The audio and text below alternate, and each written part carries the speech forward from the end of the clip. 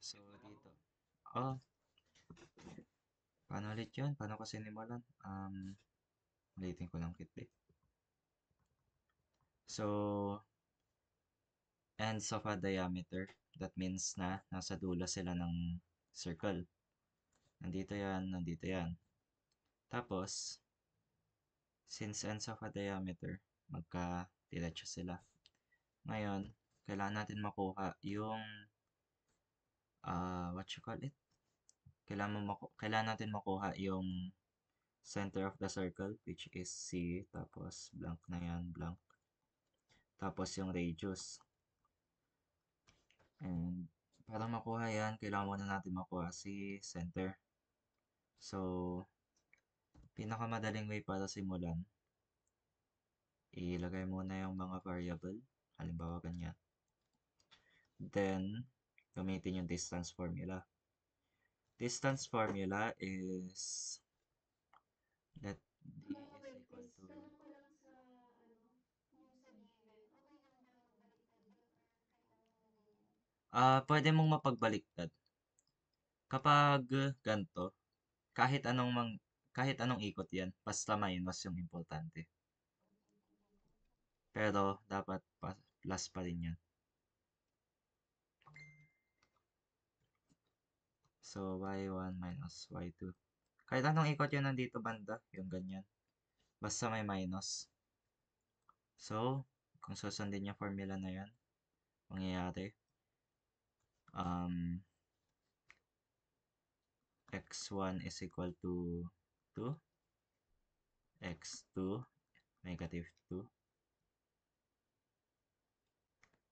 y1 is equal to negative 1, y2 is equal to 3. So, ito, x1, y1, x2, y2. Yun lang siya. Puta laki. The fuck?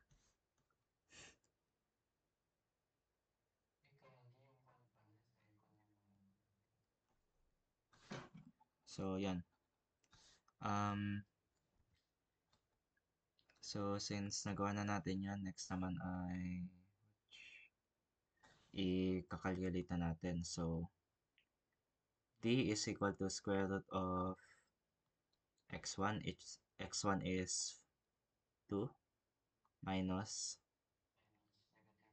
negative 2 squared plus x1 negative 1 minus 3. O di yan. Since parehas na negative, to magiging positive, kaya magpla-plus yung ano, magiging plus to. And magiging 2 plus 2 na lang siya. Kasi yung signs. So, d is equal to square root of 4 raised to 2 plus negative 4 raised to 2. Next, 16 plus 16, 32. So, square root of 32. Square root of 32, kaya pwede pa yan ma-simplify, kaya magiging 4 square root of 2. Yun yung diameter mo. Now, diameter ay para makuha yung radius, kailangan mo lang i-divide si diameter by 2. So, d over 2. That means, radius mo is 2 square root of 2. Kasi, kalahati ng diameter ang radius. Yung ganito yung radius, tapos itong buong ito, diameter. Kaya, divided by 2. Next, center naman. Um, para sa center, mahirap kapag bibilangin mo sa center. Hindi mo naman yan makukuha. Hmm, wait lang. So, kung nandun naman tayo sa, tawag ulit dun? Center. Nasaan yun? So, I think na, di ko lang sure kung tama. Pero ganito ginawa ko. Nyari, nagloko.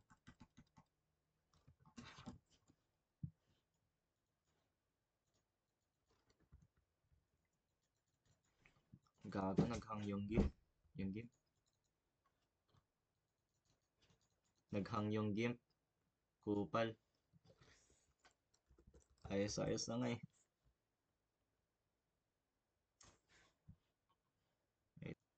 Okay, tuloy letter A. So, para naman sa diameter, hindi para sa center, yung pwede natin gawin dyan is midpoint formula. So, midpoint formula is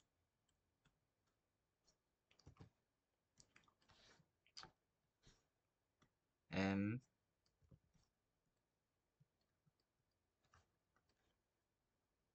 is equal to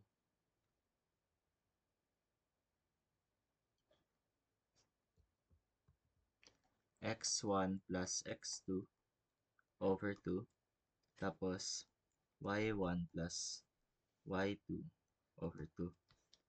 So, mangyayari dyan, makukuha mo yung coordinates sa paggamit sa mga, ano na to, sa mga, what you call it?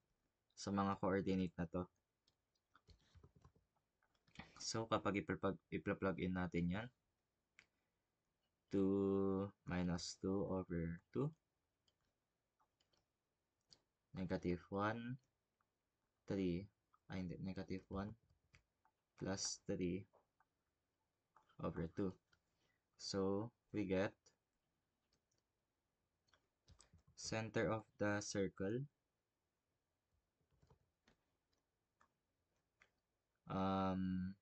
0 and 1. Kasi, ito, 2 over 2, divide mo sa denominator, magiging 1. So, yeah. Yung center nito is 0, center ng circle is 0, 1, and radius is 2 raised to 2. Paano yung standard form? Check ko lang. Sa letter B naman, binigay yung center natin, which is C 0, negative 1.